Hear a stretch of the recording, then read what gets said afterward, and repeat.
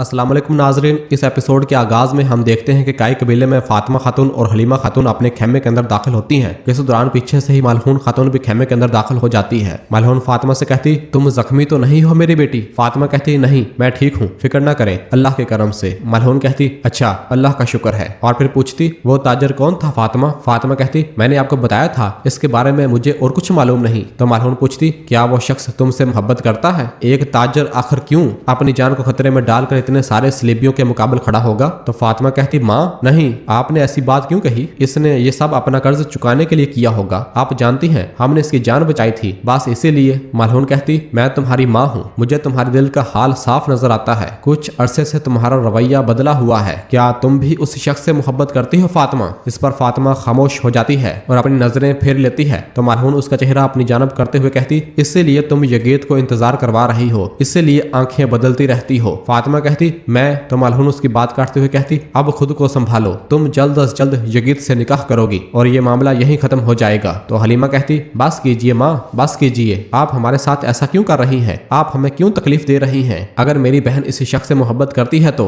आप मोहब्बत को हुक्म की पाबंद कैसे बना सकती हैं माँ? मलहून गुस्से से कहती, ये पाबंद होगी, मैंने कह दिया, ये मामला खत्म है। तुम सरदार की बेटियां हो, तुम वही निकाह करोगी जो तुम्हारे बाबा और खानदान के शायान शान हो। तो हलीमा कहती, आप मोहब्बत को जानती ही नहीं माँ, आपने मेरे बाबा से सियासी मसलहत में शादी की और अब हमें भी इसी अंजाम की तरफ धकेलना चाहती हैं। यह सुनते साथ ही मलहून हलीमा पर हाथ उठाती है तो फातिमा सामने आ जाती है, लेकिन मलहून अपना हाथ पीछे हटा लेती है और कहती, यहाँ से चले जाओ, चले जाओ यहाँ से। हलीमा खेमे से रवाना होती है तो फातिमा भी उसके पीछे रवाना हो जाती है। तो पीछे से मलहून कहती, तुम इस बोझ को नहीं जान सकती जो मैं उठाए हुए हूँ, तुम उस गम को नहीं देख सकती जो मेरे दिल में है, तुम्हारे लिए ये सब आसान है। और फिर मलहून बिस्तर पर बैठ जाती है और कहती, मेरी बेटियों, तुम अपने दिलों में नामुमकिन मोहब्बत की चिंगारियां बसाए हुए हो, वो चिंगारी एक दिन तुम्हें शोलों में जला देगी। मैं तो बस तुम्हें इन शोलों से बचाना चाहती हूँ। और ज़ारो कतार रो रही होती है। और फिर रात के वक्त नीलोफर उरहान साहब को खेमे में तैयार कर रही होती है। उरहान साहब कहते, अगर तुमने जरा और जोर लगाया तो मैं बेहोश हो जाऊंगा। नीलोफर कहती, ये इतना आसान नहीं उरहान साहब। उरहान साहब पूछते, तुम्हें क्या हुआ है? चेहरा इतना भुजा हुआ क्यों है? सगोत में दफने के साथ जो कुछ हुआ उस वजह से? तो नीलोफर कहती, वो भी है, मगर। उरहान साहब पूछते, और क्या है? नीलोफर कहती, मुझे खुद मालूम नहीं, जैसे कुस्तुनतुनिया के लोग हमारे कबीले में उमड़ आए हूँ, यानी नए मेहमान, और फिर शहनशाह की बेटी भी है, मेरा दिल मुतमईन नहीं है। उरहान साहब कहते, जो खुद को हमसे बरतर समझते थे आज वो हमारे रहमो करम पर है, बेचैनी तो उन्हें होनी चाहिए। तो नीलोफर कहती, आखिर अंजाम क्या होगा उरहान? अगर ये इत्तेहाद मजीद मुश्किलात ले आया तो?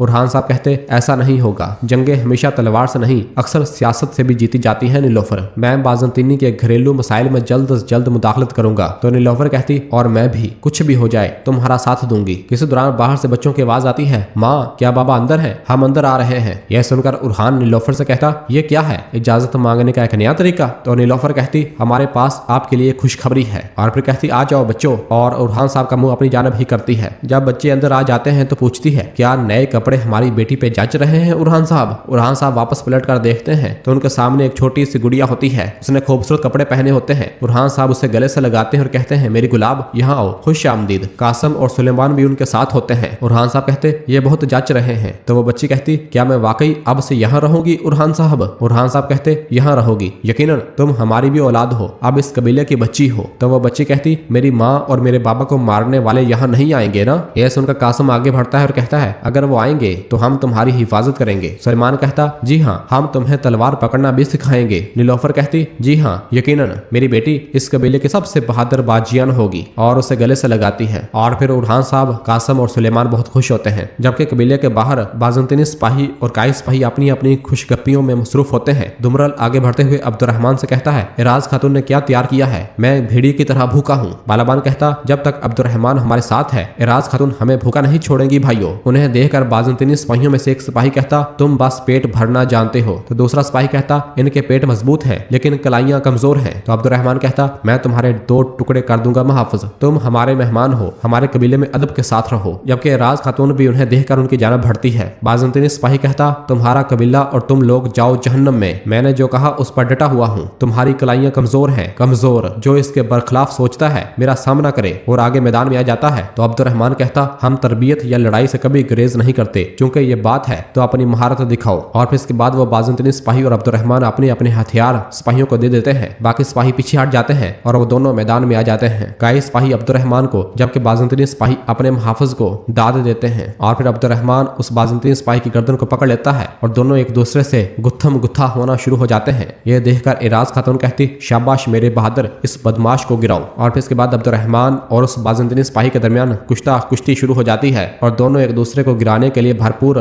जोर और मज़ाहमत करते हैं। दोनों तरफ के सिपाही अपने अपने सिपाहियों को दाद दे रहे होते हैं और उनका हौसला बढ़ा रहे होते हैं। कुछ देर बाज़ंतीनी सिपाही और अब्दुर्रहमान एक दूसरे से गुत्थम गुत्था होते रहते हैं, लेकिन कुछ ही देर के बाद अब्दुर्रहमान उस बाज़ंतीनी सिपाही को घुमाकर जमीन पर पटक देता है। यह देखकर कई सिपाही बहुत खुश होते हैं और एराज खातून कहती, ए माशाल्लाह अजीम जवान मर्द। और फिर इसके बाद अब्दुर्रहमान अपने हाथ से उस बाज़ंतीनी सिपाही को उठाने लगता है तो वो बाज़ंतीनी सिपाही एक बार फिर अब्दुर्रहमान को गिराने की कोशिश करता है, लेकिन अब्दुर्रहमान एक बार फिर उसके बाजू को मरोड़ देता है और जमीन पर पटक देता है। उसके बाजू को काबू कर लेता है तो वह बाज़ंतीनी सिपाही दर्द से चीखने लग जाता है और फिर इसके बाद आखिरकार वो अपनी हार तस्लीम कर लेता है। यह देखकर कई सिपाही बहुत खुश होते हैं और फिर दुमरल बाकी सिपाहियों से कहता, हाँ तो खाली दिमाग वालों, तुम सिर्फ छुप कर हमला कर सकते हो, अब हमारी नजरों से दूर हो जाओ। और इसके बाद वो बाज़ंतीनी सिपाही उसको उठाते हैं और वहां से चले जाते हैं और पीछे से तमाम सिपाही खाना खाने के लिए अंदर खेमे में रवाना हो जाते हैं। जबकि इधर सरदारी खेमे में खाने का दस्तरखान लग रहा होता है। गोंजा और नीलोफर दस्तरखान तैयार कर रही होती हैं। खेमे का दरवाजा खुलता है। शहजादी अस्पोर्चा, फातिमा और दैफने खेमे के अंदर दाखिल होती हैं। मालहून कहती, खुश आमदीद, बैठो। तो अस्पोर्चा अपनी जगह पर बैठ जाती है, जबकि दैफने भी उसके साथ बैठ जाती है। नीलोफर को काम करता हुआ देखकर शहजादी कहती, क्या काई सरदार की बीवी खिदमत कर रही है? ये ऐसी चीज है जो बाज़ंतीनी में कभी नहीं देखी गई। तो नीलोफर कहती, मेरी खिदमत मेरे खानदान, मेरे बुजुर्गों और मेरे बच्चों के लिए है शहजादी। तुम दस्तरखान को सिर्फ पेट भरने की जगह समझती हो, लेकिन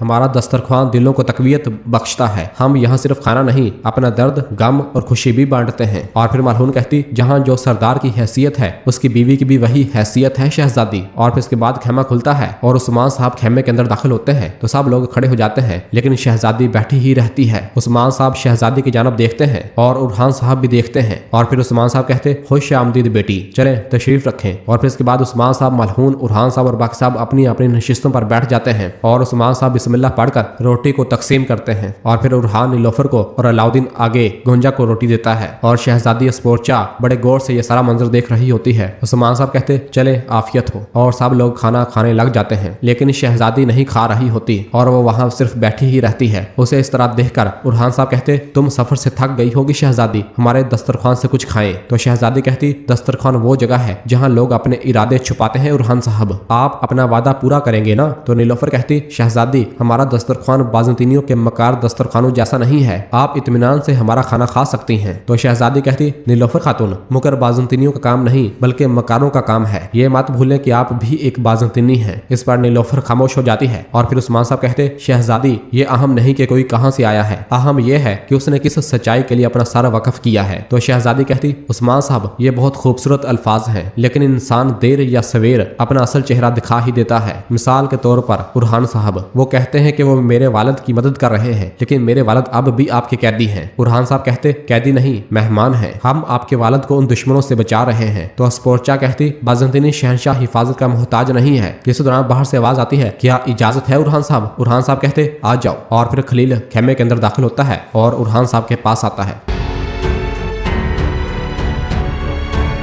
और नाज़रीन इसी जगह पर एपिसोड खत्म करते हैं। मिलते हैं बहुत जल्द अगली एपिसोड के साथ। वीडियो को लाइक कर दें और जिन दोस्तों ने अभी तक चैनल सब्सक्राइब नहीं किया वो जल्दी से चैनल सब्सक्राइब कर दें और बेल आइकन घंटी वाली निशान को भी प्रेस कर दें ताकि आने वाले एपिसोड्स आपको आसानी मिल सके। दुआओं में याद रखें। अल्लाह हाफिज।